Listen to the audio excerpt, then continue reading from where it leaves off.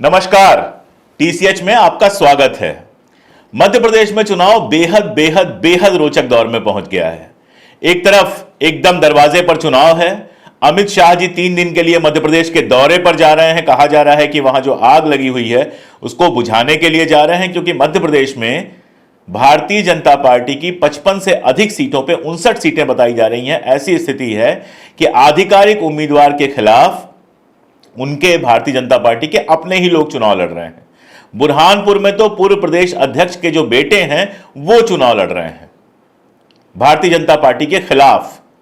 इसके अलावा कांग्रेस के अंदर भी स्थिति ऐसी ही है। कांग्रेस में भी कई सारी सीटें ऐसी हैं जहां पर आधिकारिक उम्मीदवारों के खिलाफ कांग्रेस के ही लोगों ने पर्चा भरा हुआ है। कुछ लोग कांग्रेस से बसपा में जाकर, कुछ लोग कांग्रेस से सपा में जाकर चुनाव लड़ रहे हैं। भाजपा से भी सपा और बसपा में जाकर चुनाव लड़ने वालों की कोई कमी नहीं है। मामा का स्वर जो है वो धीरे धीरे विगलित होता जा रहा है, कमजोर होता जा रहा है। शिवराज जो एक समय पूरे दावे के साथ बातें करते थे, इधर जिस तरह के सर्वे आ रहे हैं उनकी आवाज लगातार कमजोर होती हुई दिख रही है।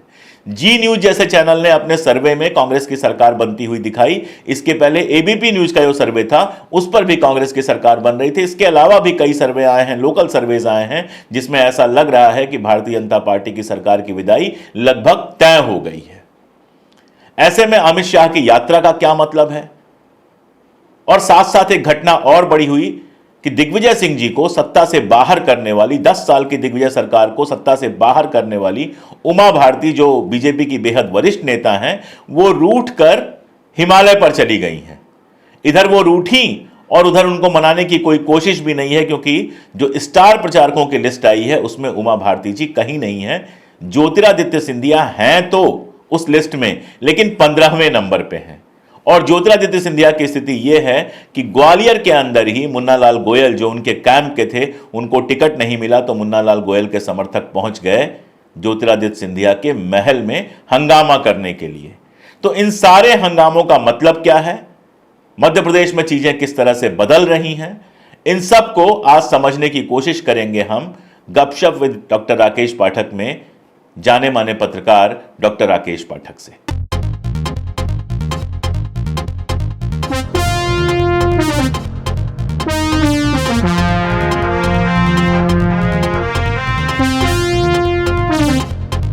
भाई साहब, उमा भारती जी एक जमाने में, मतलब दिग्विजय सिंह की सरकार को हटाकर भारतीय जनता पार्टी को सत्ता में लाने की अगर किसी को श्रेय देना है उस चीज का, तो उमा भारती जी को देना पड़ेगा। ये अलग बात है कि बहुत जल्दी उनको पद छोड़ना पड़ा था और उसके बाद से वो लगातार भाजपा में बाहर ही बाहर हैं। लेकिन संन्यास पे चली गई, पहाड़ पे चली गई और कह के गई कि 20 साल में जो करना चाहिए था हमारी सरकार को, वो हमारी सरकार ने नहीं किया।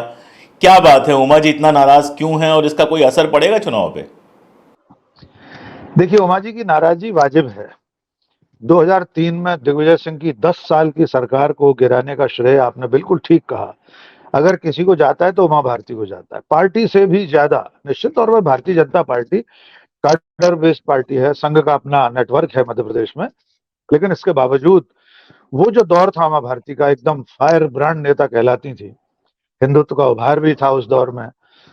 तब बीजेपी को सत्ता में लाना, 10 साल के वनवास से मुक्ति दिलाना उमा भारती के बस की ही बात थी। मुझे याद है भाई साहब, उस समय मैं ग्वालियर में ही था। मुझे याद है कि बिजली को खास तौर पे और सड़कों को जिस तरह से उमा जी ने मुद्दा बनाया था, और भले हिंदुत्व के उभार का मामला था, लेकिन दिग्विजय सिंह गए तो बिजली और सड़क के मुद्दे पर ही थे। तो वो उमा जी का श्रेय तो कोई ले ही नहीं सकता उनसे। आपने बिल्कुल सही कहा कि पार्टी से ज्यादा उमा भारती। निश्चित तौर पर। लेकिन जैसा कि हम जानते हैं कि उमा भारती थोड़ी तुनक मिजाज नेता है, तेज तर्रार तो है ही, और चूंकि प्रवचक रही हैं, 9 साल की उम्र से प्रवचन कर रही हैं, वे 8 या 9 साल की उम्र से प्रवचन देती आ रही हैं। विदेशों में उन्हें प्रवचन किए हैं। पार्टी के भीतर वे आडवाणी अटल के युग में भी ऐसी ही उपेक्षा बर्दाश्त करती रही हैं। आपको याद होगा एक अवसर ऐसा आया था जिसमें उन्हें आडवाणी जी के सामने एक बैठक में उन्होंने कुछ कह दिया था और वे गुस्सा होकर चली गई थी। वो वीडियो बहुत वायरल हुआ था, आपको याद होगा। और उसके बाद उन्होंने पार्टी छोड़ी, अपनी पार्टी बनाई, जनशक्ति पार्टी, चुनाव लड़ी, राम रोटी यात्रा इत्यादि की, फिर वापस आई। ये संयोग है कि मध्य प्रदेश उत्तर प्रदेश दोनों जगह से वे प्रतिनिधित्व करती रही है, विधानसभा और लोकसभा में। झांसी से भी सांसद रह चुकी, मध्य प्रदेश से भी रह चुकी, विधायक भी दोनों जगह से रह चुकी। अभी उन्होंने कुछ दिन पहले ये कहा था कि मैं 2024 का चुनाव लड़ूंगी, मुझे कोई नहीं रोक सकता। यहां तक कि एक बड़ी दिलचस्प बात अशोक जी उन्होंने कही थी कि मैं देश की ऐसी पहली नेता होंगी कि मैं किसी तीसरे राज्य से चुनाव लड़ूंगी। अब मैं तो तीसरा राज्य ढूंढ रही हूं। अभी कुछ दिनों पहले उनका ये बयान, और अब वे एक तरह से हिमालय पर चली गई हैं, हिमालय ही गई हैं। वे केदारनाथ वगैरह के दर्शन करके उससे आगे जाएंगी, चिंतन मनन करेंगी और कहकर गई हैं कि सरकार ने वो काम नहीं किए जो उसे करना थे। कुल मिलाकर मुझे ऐसा लगता है कि उमा भारती पार्टी में अपने वजूद को फिर से तलाश रही हैं। लगातार हाशिए पर से लौटकर मुख्य पृष्ठ पर आने की उनकी कोशिश है, लेकिन अब तब से बहुत बदल चुकी है भारतीय जनता पार्टी। ये मोदी शाह की जनता पार्टी, भारतीय जनता पार्टी है। इसमें उमा भारती जैसे पिछड़े और महिला नेता से मोदी शाह को कुछ ना कुछ खतरा महसूस होता हुआ। एक तो वे महिलाएं हिंदुत्ववादी हैं, उनका एकदम हार्डकोर हिंदुत्व वाला चेहरा है, उसमें भी पिछड़ी हैं। तो मैं ऐसा मानता हूं कि ये लोग अब नहीं चाहते कि उनको दोबारा मुख्यधारा में लाया जाए, इसलिए उनकी ऐसी उपेक्षा होती है। लेकिन आपने ये जो प्रश्न किया, क्या इससे कोई नुकसान होगा, मैं ऐसा मानता हूं कि बुंदेलखंड में भारतीय जनता पार्टी को इससे कुछ ना कुछ खामियाजा भुगतना पड़ सकता है। उनका अपना एक कोर वोटर है जो पिछड़ा वोटर है।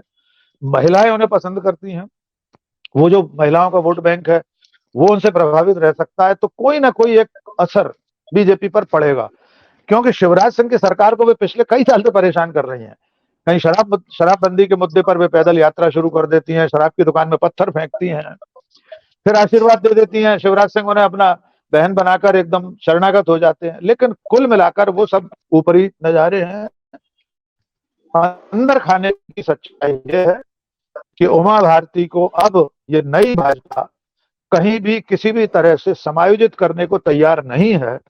और अगर आपको याद होगा अशोक जी, बड़ी दिलचस्प बात है कि 2 या 3 एपिसोड पहले मैंने आपसे कहा था कि गोस्वामी जी ने जो कहा है कि उमा कहूं मैं अनुभव अपना, सत हरि भजन जगत सब सपना, वही आज मैं दोहरा रहा हूं कि वे सत हरि भजन के रास्ते पर चली गई हैं। जब वे लौट कर आएंगी तब तक हो सकता है मध्य प्रदेश का चुनाव ही संपन्न हो चुका हो, उनके लिए कुछ नहीं बचेगा तब। जी अशोक जी। हो सकता है उत्तराखंड में वो तीसरा राज्य तलाशने गई हो अगला चुनाव लड़ने के लिए, लेकिन वो तो बाद में गई। भारतीय जनता पार्टी ने तो उनके ऊपर फैसला पहले ही दे दिया। लिस्ट आई स्टार प्रचारकों की, उसमें उमा जी का कहीं नाम नहीं है। आपके सिंधिया जी जो हैं वो 15वें नंबर पे हैं। उनके पहले जिस तरह के नेता थे, मैं याद कर रहा था कि कुछ वर्ष पहले बात होती तो वो नेता शायद उनसे मिलने के लिए समय मांगते हो, और हम सब जानते हैं कि श्रीमंत इतनी जल्दी समय नहीं देते हैं। लेकिन आज कंडीशन ये है कि श्रीमंत चले गए 15वें नंबर पर, उमा भारती उस लिस्ट से बाहर हो गई। तो ये मतलब किस तरह का संकेत है? वो जो स्टार लिस्ट है पूरी अगर आप देखिए तो वो किस तरह का संकेत है? देखिए, पहले तो उमा भारती को बाहर करके पार्टी ने ये बता दिया कि अब आप रोटी रहें, आपको मनाने की कोई कोशिश है पार्टी नहीं करेगी। पार्टी ने कोई संवाद उनके साथ नहीं किया, जबकि वे पिछले 1 डेढ़ महीने से लगातार भोपाल में कुछ ना कुछ बयान दे रही हैं, प्रेस कॉन्फ्रेंस कर रही हैं, मंदिर के कार्यक्रम में, सामाजिक कार्यक्रम के में गई, वहां उनका एक वीडियो बहुत वायरल हुआ था। तो पार्टी ने उनको सीधा संदेश दे दिया है कि अब ना स्टार तो छोड़िए, अब आप हमारी प्रचारक भी नहीं है। स्टार प्रचारक तो बहुत बड़ी बात होती है। अब आपके सवाल पर आते हैं ज्योतिरादित्य सिंधिया की हैसियत। अशोक जी, आपने अच्छी तरह याद कर लिया। अभी आपने कहा ही कि कुछ साल पहले की बात होती तो इस लिस्ट में कई ऐसे लोग हैं जो उनसे मिलने के लिए वक्त मांगते। हम और आप जानते हैं कि कांग्रेस में वे राष्ट्रीय राजनीति में थे, राष्ट्रीय स्तर के तीसरे नंबर के नेता थे। जब राहुल गांधी कांग्रेस के अध्यक्ष थे तो वे राष्ट्रीय महासचिव थे, प्रियंका गांधी के समकक्ष महासचिव थे। मध्य प्रदेश में तो 2018 की चुनाव अभियान समिति के संयोजक थे वे। स्टार कैंपेनर तो बात की चीज है, नंबर 1 थे प्रदेश अध्यक्ष के बाद। अगर कोई सबसे महत्वपूर्ण पद होता है तो वो चुनाव अभियान समिति के संयोजक का होता है। और कई बार ऐसे अवसर आए, या तो प्रदेश अध्यक्ष मुख्यमंत्री बनता है या चुनाव अभियान समिति का संयोजक, जैसे इस वक्त मध्य प्रदेश में नरेंद्र सिंह तोमर बनाए गए। तो अब इस स्टार प्रचारकों की सूची को जब आप देखते हैं और 15वें नंबर पर उनका नाम देखते हैं, तो ये समझ में आ जाता है कि भारतीय जनता पार्टी उन्हें उनकी सही जगह पर बिठा रही है। वो जो उनकी महत्वाकांक्षाएं थी, उनके सपने थे, मोदी जी ने अभी उनसे अपनी रिश्तेदारी भी ग्वालियर से बता दी है, अपने राज्य का दामाद गुजरात का बताया। इसके बावजूद पार्टी जब राजनीतिक फैसले कर रही है तो ज्योतिरादित्य सिंधिया को लगातार कॉर्नर करती जा रही है। उनको बता रही है कि भाई आप आपकी हैसियत हमारी पार्टी में तो अभी यही है, आप न्यू कमर हैं, आप दल बदलू हैं, दल बदल करके आए, अभी आप हिमंता विश्व शर्मा वाली स्टेज पर नहीं पहुंचे हैं। उसके लिए हो सकता है सिंधिया जी को उस तरह के सांप्रदायिक बयान देने पड़े जो हिमंता देते हैं, वे भी कर सकते हैं। सिंधिया जी आप कुछ भी कर सकते हैं, उनसे हमें ये अपेक्षा करनी चाहिए, वे कुछ भी कह सकते हैं। जब वे जिस पार्टी में 20 साल रहे उसे देशद्रोही विचारधारा बता रहे हैं, जिस पार्टी में उनके पिता आजीवन रहे उसे देशद्रोही विचारधारा बता रहे हैं, तो वे कुछ भी कर सकते हैं। तो हमें उम्मीद करना चाहिए चुनाव तक वे हिमंता विश्व शर्मा की गति को प्राप्त करें और मुख्यमंत्री बने। इसमें एक संभावना अशोक जी बची है। आज की तारीख तक अशोक जी, आज हम बात कर रहे हैं 28 अक्टूबर, मतदान है 17 नवंबर को, नामांकन भरने की तारीख में अब 2-3 दिन बचे हैं, बीजेपी ने गुना की सीट घोषित नहीं की है। ये बहुत आश्चर्यजनक बात है। गुना ज्योतिरादित्य सिंधिया सिंधिया परिवार के प्रभाव की सीट है। गुना शिवपुरी संसदीय सीट में से आता है, वो जिला मुख्यालय है।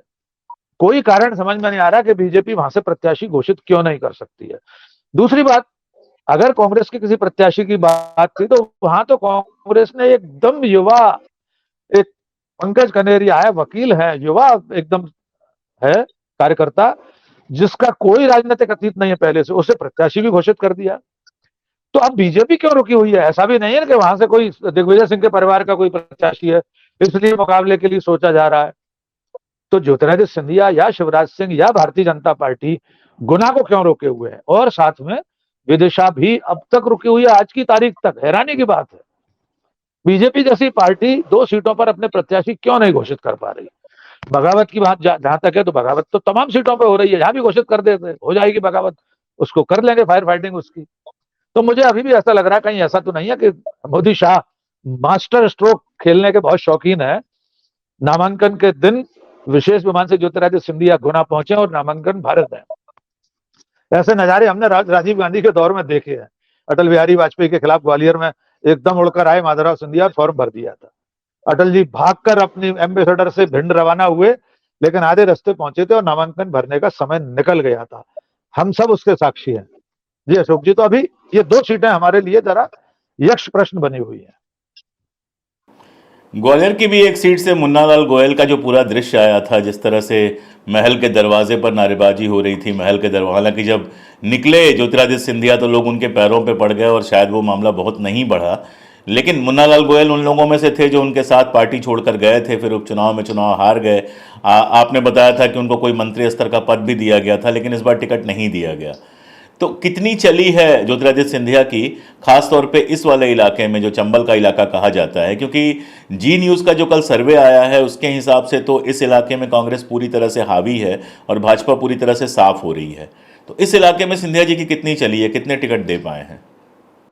देखिए, इसमें मेरे और आपके कुछ कहने की जरूरत ही नहीं है। अशोक जी, जिस वक्त मुन्नालाल गोयल के समर्थक जयविलास प्रासाद में, जयविलास परिसर में प्रदर्शन कर रहे थे, नारे लगा रहे थे, तब सिंधिया जी निकल कर आए और उनको आगे नहीं बढ़ने दिया गया। उनकी कार के सामने लोग लेट गए, कार्यकर्ता नारेबाजी कर रहे थे।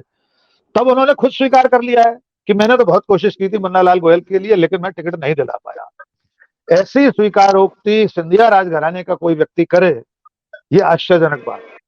कांग्रेस में रहते ज्योतिरादित्य सिंधिया की सूची जाती थी, हम सब जानते हैं, एक आध भी टिकट उनका नहीं कटता था। लेकिन इस बार उन्होंने अपने मुंह से यह स्वीकार किया कि मैंने बहुत कोशिश की थी लेकिन मैं टिकट नहीं दिला सका। ग्वालियर चंबल अंचल में एक और उनके निकटतम व्यक्ति हैं, ओपीएस भदौरिया, मैगांव से थे, मंत्री थे, उपचुनाव में जीतकर आए थे, दोबारा से 18 में भी जीते और उपचुनाव में भी जीते। तो उनके ऊपर तो मुन्नालाल गोयल जैसा उपचुनाव में हार का कोई वो ठप्पा भी नहीं लगा हुआ है। इसके बावजूद ओपीएस भदौरिया का टिकट कट गया, ज्योतिरादित्य सिंधिया उनको टिकट नहीं दिला पाए। तो मुझे ऐसा लगता है उनकी कितनी चली, ये 2 नजीर अपने आप में पर्याप्त है। और भी कई जगह ऐसा है जहां जो सिंधिया जी चाहते थे वो नहीं हुआ। और मजे की बात यह है कि मुन्नालाल गोयल का टिकट काटकर जिनको टिकट दिया गया है वे माया सिंह, जिनको मामी कहते हैं हम सब लोग ग्वालियर चंबल अंचल में, क्योंकि वे स्वर्गीय माधवराव सिंधिया की मामी है। राजमाता सिंधिया की के सौतेले भाई हैं ध्यानेंद्र सिंह, उनकी पत्नी है, तो इस नाते वे जगत मामी है। तो ज्योतिरादित्य सिंधिया के चहेते को टिकट न देकर महल के ही एक दूसरे खेमे की माया सिंह को टिकट दिया गया। और मैं अपने दर्शकों, क्रेडिबल हिस्ट्री के दर्शकों को यह बता देना चाहता हूं कि सिंधिया राज परिवार में कहीं एकता नहीं है, आप इस भ्रम में मत रहिए। कि वसुंधरा राजे, यशोधरा राजे, माया सिंह, ध्यानेंद्र सिंह और ज्योतिरादित्य सिंह, ये सब एक हैं। जयविलास में इनके आने जाने के रास्ते, इनके दरवाजे तक 50 साल से अलग रहे हैं। राजमाता सिंधिया और माधवराव सिंधिया भी अलग अलग दरवाजों से प्रवेश करते थे महल में, जो ज्योतिरादित्य सिंधिया के समय तक चला आया।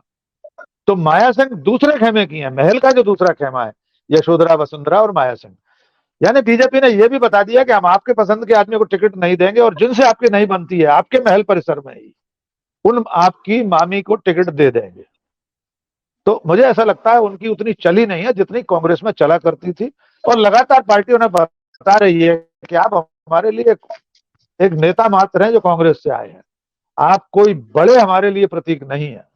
ये शुभ खेमेबाजी क्या मुकदमेबाजियां चली हैं प्रॉपर्टी को लेके। ग्वालियर के जो लोग हैं वो तो जानते ही हैं कि किस स्तर की मुकदमेबाजियां चली हैं, क्या क्या चला है।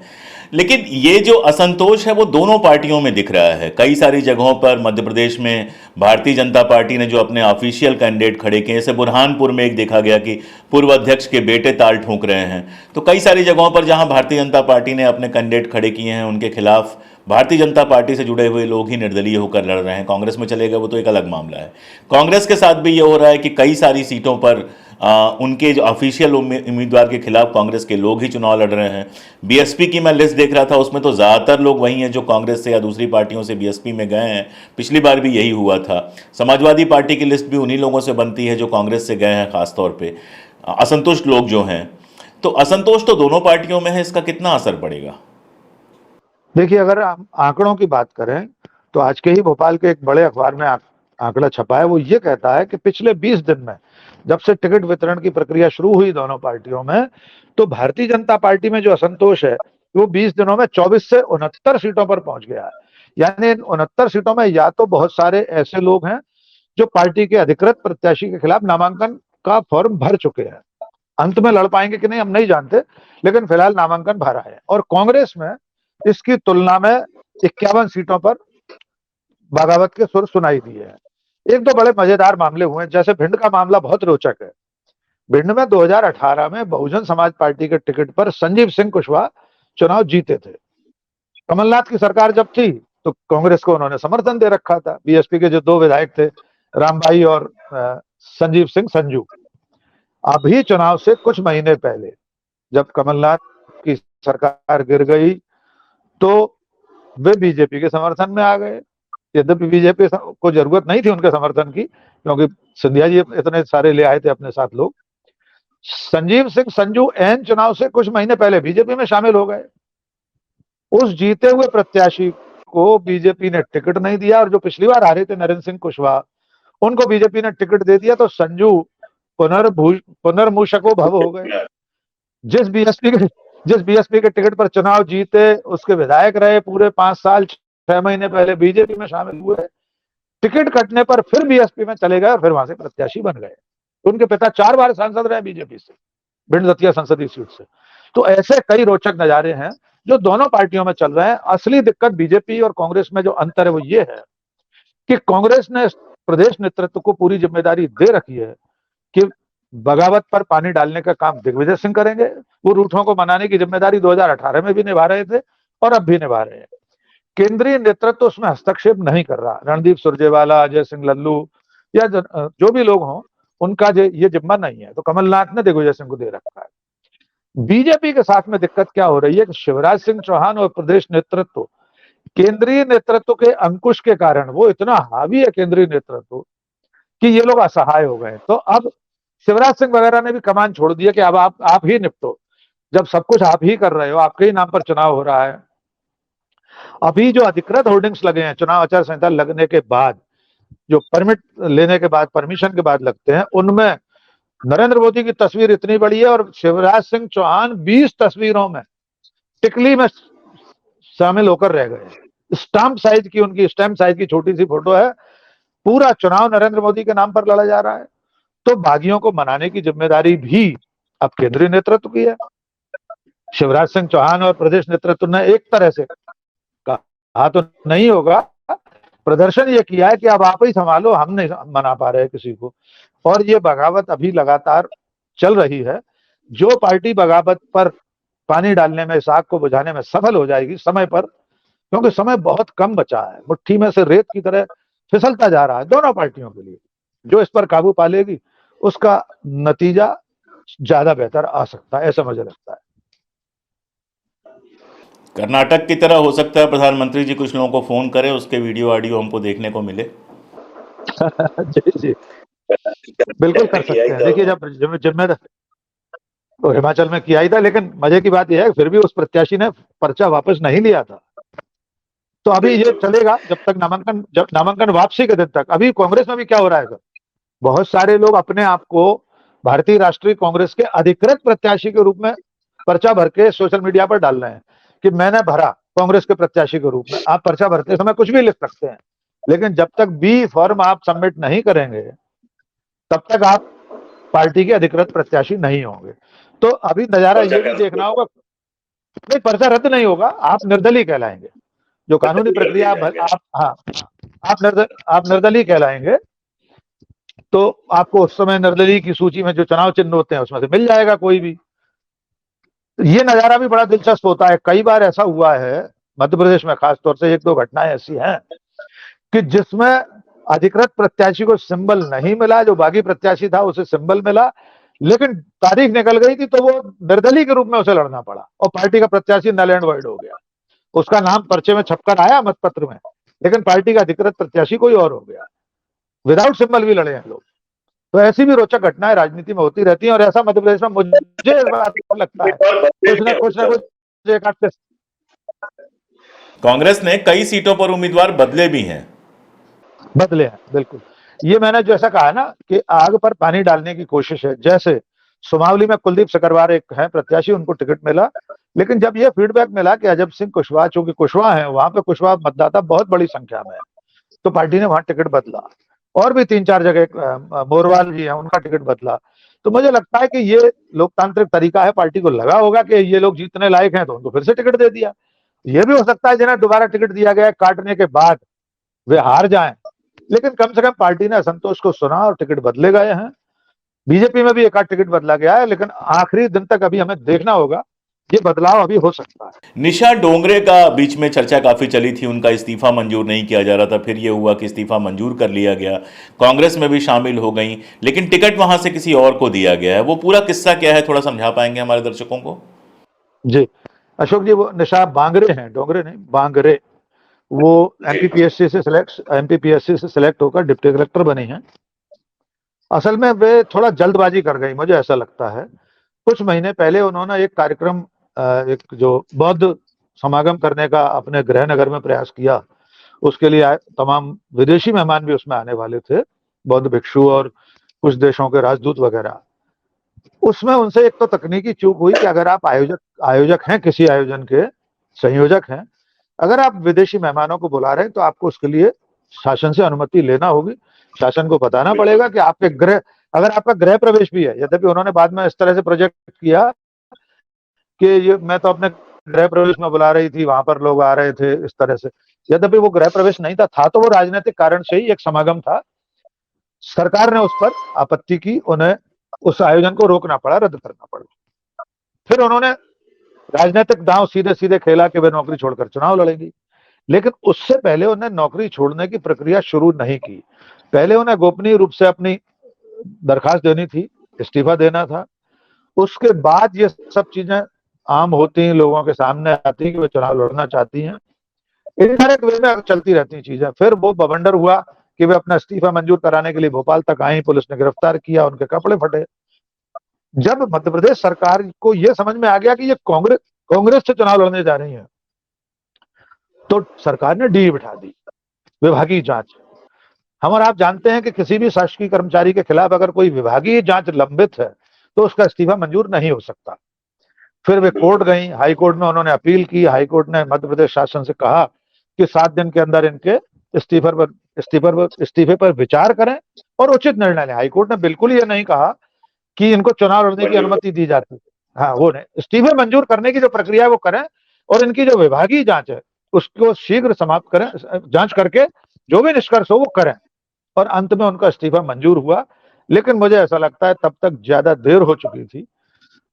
मुझे ऐसा भी लगता है कि वे शायद कमलनाथ या दिग्विजय सिंह से पहले ये सारी बातें नहीं करके आई थी और अपने स्तर पर अति उत्साह में उन्होंने ये कदम उठा लिया।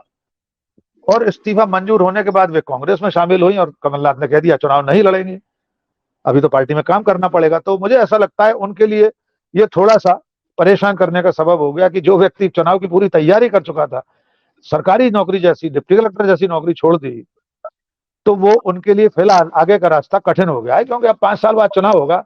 पता नहीं पार्टी में आप कितना काम कर पाएंगी। तब तक जो आदमी टिकट मिला है, अगर वो जीत गया तो 2028 में कैसे उसका टिकट कटेगा। तो फिलहाल वे भंवर में फंस गई, मुझे लगता है। खैर, अगर सरकार बनती है तो एडजस्ट करने के बहुत सारे रास्ते होते हैं, आप भी जानते हैं, हम भी जानते हैं। तो दांव बिना सोचे समझे कम ही खेले जाते हैं, खासतौर पर जब आप राजनीति में जा रहे होते हैं और आप डिप्टी कलेक्टर हैं, तो बहुत सारे दांव आपको पता होते हैं जो हमको आपको नहीं पता होते हैं। पिछली बार जब हम लोग बात करने वाले थे तो प्रधानमंत्री महोदय आ रहे थे आपके मध्य प्रदेश में। इस बार जब हम बात कर रहे हैं तो अमित शाह जी के आने की खबर मिली है, और अमित शाह जी कोई एक भाषण देने नहीं आया, खबर यह है कि कुछ दिन रहेंगे वहाँ पे।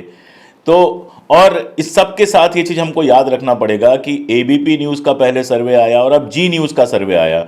मतलब ये कहने में किसी को कोई शर्म नहीं होनी चाहिए कि भारतीय जनता पार्टी की वर्तमान सरकार के साथ अगर कोई एक पार्टी कह लीजिए या कोई एक चैनल एकदम पूरी तरह से खड़ा रहा है। बाकी चैनलों पर तो कभी कभार एक आध सवाल वाल पूछ लिए जाते हैं, लेकिन एक चैनल अगर ऐसा हो जो बिल्कुल सवाल नहीं पूछता, एकदम, आज सोचिए वो नारायण मूर्ति वाले बयान को भी सही ठहराने की खबरें आ रही थी। खैर, तो उस जी न्यूज़ पर जो सर्वे आया है वो, अगर अंग्रेजी का शब्द उपयोग करो राकेश भाई साहब, तो बीजेपी के लिए डिवास्टेटिंग है वो। क्योंकि उसमें जीत की संभावना छोड़ दीजिए, खरीद फरोख्त की संभावना भी उसने खत्म कर दी है। अगर उतनी सीटें वाकई आती हैं, 80-90 सीटें आती हैं, तो खरीद फरोख्त के लिए भी कुछ खास बचता नहीं है। तो इन सब के बीच अमित शाह जी, जिनको भारतीय जनता पार्टी चाणक्य कह के प्रोजेक्ट करती है, लेकिन इसी प्रोग्राम में आप कई कई बार बता चुके हैं कि भाई चाणक्य ने इतने चुनाव हारे हैं पिछले इतने सालों में, जिसमें कर्नाटक और हिमाचल तो अभी हाल की बात है। लेकिन उनको चाणक्य एक और वजह से किया जाता है, हारी हुई बाजी पलटने के लिए। तो ये 3 दिनों के लिए या 4 दिनों के लिए आप बता पाएंगे डिटेल, जो वो आ रहे हैं, वो उसका एजेंडा क्या है? देखिए, हम लोगों ने जब पिछली बार बात की थी तब मैंने आपसे कहा था कि अमित शाह शटल बने हुए थे दिल्ली और भोपाल के बीच, या दिल्ली मध्य प्रदेश के बीच। लगातार उनके दौरे हो रहे थे, लेकिन बीच में एक पूरे पखवाड़े में बहुत कुछ ऐसा हुआ है मध्य प्रदेश में जिसने नरेंद्र मोदी और अमित शाह, इन्हें हम चाणक्य मान लें तो नरेंद्र मोदी को चंद्रगुप्त मान लेते हैं फिलहाल, यद्यपि वे कितने चुनाव हार चुके हैं हम कई बार बता चुके हैं। बीच में ऐसा हुआ कि शिवराज सिंह चौहान ने एक तरह से प्रत्युत्तर देना शुरू किया, प्रत्याक्रमण शुरू किया अपने बयानों से, अपनी भाव भंगिमा से, लोगों से सवाल पूछ पूछ कर कि मामा की सरकार कैसा काम कर रही है, मामा को फिर से सीएम बनना चाहिए कि नहीं, और सबसे खतरनाक सवाल कि मोदी जी को फिर से पीएम बनना चाहिए कि नहीं। तो भोपाल से जो संदेश दिए गए दिल्ली को, उससे दिल्ली चिंतित हुई और एक पखवाड़े तक इनमें से कोई नहीं आया। कई दिनों तक अमित शाह के दौरे रद्द हुए, बीच में 1 या 2 दौरे उनके बनकर रद्द हुए, कोई कारण नहीं बताया गया कि क्यों नहीं आ रहे। अंदर खाने पार्टी ने यह महसूस किया कि शिवराज सिंह चौहान को हमने बहुत दरकिनार कर दिया है, और इसकी प्रतिक्रिया में अगर शिवराज सिंह चौहान कोई आत्मघाती कदम उठाते हैं, आत्मघाती कैसा, वे खुली बगावत कर नहीं सकते, उनके पास इतना साहस नहीं है, लेकिन अपने लोगों, अपने खेमे के जरिए कुछ ना कुछ ऐसा बोलकर, कुछ ना कुछ ऐसा करके लोगों को और अपने समर्थकों को ये संदेश दे सकते हैं कि पार्टी मुझे निपटा रही है, इसलिए पार्टी को निपटा दो। तो ये बीच के जो 10-12-15 दिन हैं, जो गतिरोध के दिन थे, इसमें भीतर ही भीतर कुछ ना कुछ चलता रहा, और फिर अंत में अमित शाह ने शायद ये फैसला किया कि नहीं, मैं ही इस बाजी को पलटूंगा, मैं ही आकर संभालूंगा। तो वे आज से लेकर 30 तारीख तक 3 दिन लगातार मध्य प्रदेश में रहेंगे। शायद जबलपुर से महाकौशल शुरू करेंगे, इंदौर आएंगे, फिर भोपाल आएंगे, हो सकता है वे ग्वालियर भी जाएं। तो इन 3 दिनों में वे चुनाव को गति देने की कोशिश कर रहे हैं। अब उनकी कोशिश कितनी परवान चढ़ती है हम नहीं जानते, लेकिन कुल मिला के इस वक्त जो रस्साकसी चल रही है वो नरेंद्र मोदी, अमित शाह और मध्य प्रदेश के नेताओं यानी शिवराज सिंह चौहान और उनके खेमे के बीच चल रही है, और वो सबको दिखाई दे रही है। कई प्रमाण उसके हमने देख लिए। चौथी सूची तक शिवराज सिंह का टिकट का इंतजार किया जाना, नरेंद्र मोदी की चिट्ठी में चलताऊ तरीके से शिवराज सिंह का नाम होना, शिवराज सिंह की योजनाओं का नाम न होना, ये सब कुछ ये बता रहा है कि पार्टी के भीतर सब कुछ ठीक नहीं चल रहा। तो अब देखना होगा अमित शाह ये कैसा करिश्मा करके दिखा पाते हैं। इतनी ही कमान उन्होंने कर्नाटक में ही संभाली थी, इतनी ही हिमाचल में भी संभाली थी। नरेंद्र मोदी ने भी इतनी ही ताकत लगाई थी, फिर भी चुनाव हार गए थे। अब आपके उस प्रश्न पर आते हैं कि जी न्यूज का जो सर्वे है, जी न्यूज को हमें घटक दल मानना चाहिए। जो एनडीए जो गठबंधन है उसका सहयोगी एक घटक दल मानना ही चाहिए, उसको टेलीविजन चैनल हमें अब मानने की कोई जरूरत नहीं है। आप नारायण मूर्ति के बयान के समर्थन की बात कर रहे हैं। अशोक सर अभी कुछ महीने पहले महंगाई के पक्ष में, पेट्रोल डीजल की कीमतें बढ़ने के पक्ष में, चौधरी साहब ब्लैक एंड व्हाइट में पूरा प्राइम टाइम प्रोग्राम दिखा रहे थे, बता रहे थे महंगाई अच्छी चीज है, पेट्रोल डीजल की कीमतें बढ़ने से देश का विकास होता है। अगर वो तथाकथित न्यूज चैनल 145 सीटें बता रहा है तो निश्चित तौर पर बीजेपी और शिवराज सिंह चौहान के माथे पर चिंता की लकीरें और गहरी हो जाएंगी। यद्यपि इसमें एक थोड़ा इनपुट ये भी है कि जो नेशनल उनका चैनल है उसमें और मध्य प्रदेश का जो जी न्यूज का चैनल है उसमें सरकार और बीजेपी के साथ रिश्तों में कुछ खटास पहले से चली आ रही है। जी न्यूज मध्य प्रदेश को मध्य प्रदेश की सरकार ने, जनसंपर्क विभाग ने वर्षों से विज्ञापन देना बंद कर दिया। यहाँ पर उनके रिश्ते वैसे ही बहुत खराब। हाँ, ये उसमें एक इनपुट है और 100% तथ्य है कि जी न्यूज मध्य प्रदेश को शिवराज सिंह चौहान की सरकार विज्ञापन वर्षों से नहीं दे रही है और वो लगातार बीजेपी की सरकार, शिवराज सिंह की सरकार के खिलाफ कार्यक्रम दिखाते आ रहे हैं, सवाल पूछते आ रहे हैं। इसके बावजूद चलिए हम ये मान लेते हैं उनका कुछ 22 वैसे होगा तो 145 को 125 मान लीजिए, 15-20 सीटें और कम कर दीजिए, तब भी कांग्रेस की बढ़त मध्य प्रदेश में बहुत ज्यादा दिखाई दे रही है। ये सारे ओपिनियन पोल, प्री पोल सर्वे बीजेपी के खिलाफ बहती हुई हवा दिखा रहे हैं। लोगों का मानना यह है कि अब जनता प्रत्याशी भी नहीं देख रही कि कांग्रेस का प्रत्याशी कौन है। उसे मामा की सरकार हटानी है, मामा नहीं चाहिए, मामा जी नहीं चाहिए। ये भाव मध्य प्रदेश के मतदाता में इस वक्त दिखाई दे रहा है। अगले 15-20 दिन में और देखते हैं कि क्या होगा। जी अशोक जी। आपसे बात करते करते एक मजेदार खबर आई है भाई साहब कि शिवराज सिंह के खिलाफ सपा ने मिर्ची बाबा को उतार दिया है। इसके पहले कांग्रेस ने हनुमान जी को उतारा था, जो हनुमान जी की भूमिका मतलब निभा चुके थे। यानी एक बात तो समझ में आ रही है कि शिवराज मामा की सरकार भले चली जाए, लेकिन शिवराज की सीट पर बुधनी से किसी के पास कोई ऐसा उम्मीदवार नहीं है जो गंभीरता से उनका मुकाबला कर सके। तो ये मिर्ची बाबा कौन है, इसी पर आज की हम कहानी खत्म करेंगे, क्योंकि अभी थोड़े दिन पहले सपा के लोग जो हैं वो कमलनाथ जी को ट्रोल कर रहे थे। कमलनाथ जी का भी वो बयान निश्चित रूप से अच्छा नहीं था। एक पूर्व मुख्यमंत्री और राष्ट्रीय अध्यक्ष के लिए उन्होंने कहा कौन अखिलेश, लेकिन उनको ट्रोल किया जा रहा था कि मध्य प्रदेश के बाबाओं के पीछे वो घूम रहे हैं। तो उसके बदले ये हुआ कि मिर्ची बाबा को शिवराज सिंह चौहान के खिलाफ सपा ने बाकायदा टिकट दिया है।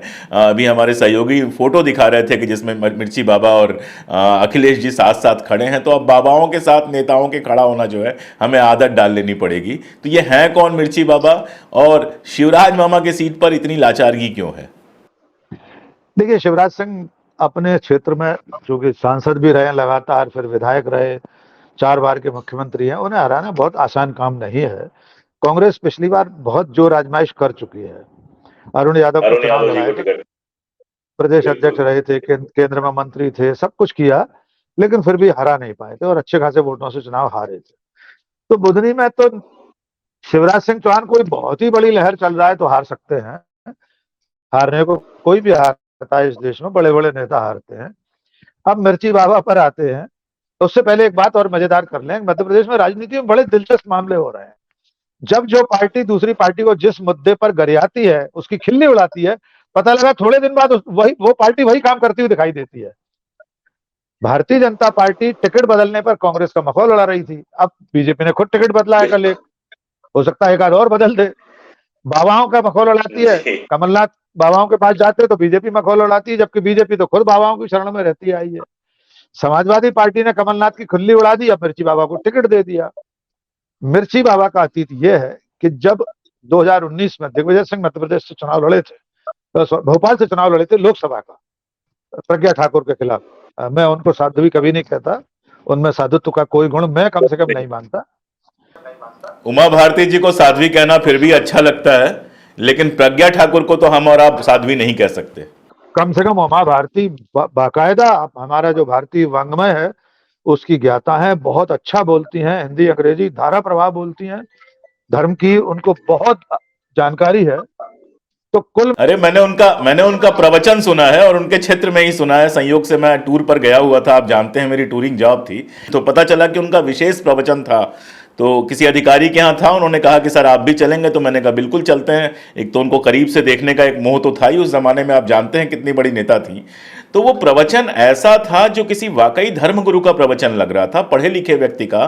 संस्कृत धारा प्रवाह निकल रही थी, चौपाइयां वो पढ़ रही थी, शास्त्रों से उदाहरण दे रही थी। तो आप उनसे सहमत असहमत रह लीजिए, वो साध्वी तो हैं ही। प्रज्ञा ठाकुर की भाषा आप किनके जैसी है वो हम अपने चैनल पर नहीं कहेंगे। खैर, आप मुद्दे पे आइए, छोड़िए।